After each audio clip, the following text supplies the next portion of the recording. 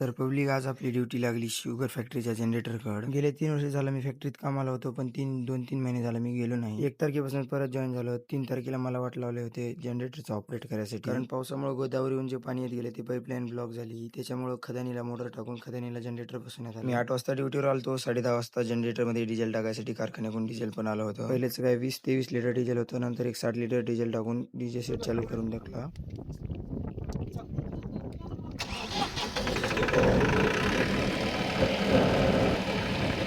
यात मोटर वगैरे चालू करून दिली आणि आपल्याला बसलं रीडिंग. आज किती डिझेल आलं, किती टाकलं, काय होतं सगळं रीडिंग वगैरे लिहून टाकून द्यायची असते एका बुकवर. लाईटवर असलं तेवढंच ताण नसते आम्हाला, पण डीजे सेट चालू असलं की आम्हाला सगळं रीडिंग वगैरे लिहून ठेवावं लागते. लगे यात केडब्ल्यू वगैरे सगळं लिहून घेतलो. इथलं काम तर आता ओके मध्ये झालं. परत 3 वाजता साहेबाचा फोन आला होता की रीडिंग बुक घेऊन कारखान्यावर परत वापस ये म्हणून. मग काय मी तर काय सकाळी गाडी आणलो नव्हतो, मला शुभम भाऊ सोडून गेलता म्हणून लगेच शुभम भाऊला फोन करून बोलून घेतलं आणि 4 वाजता मी निघालो परत शुगर फॅक्टरीकडे जायसाठी. तर पब्लिक व्हिडिओ आवडला असेल तर फॉलो करून टाका, नसेल आवडला तर एक कोरडी हिर बघून तुमचा मोबाईल फेकून टाका.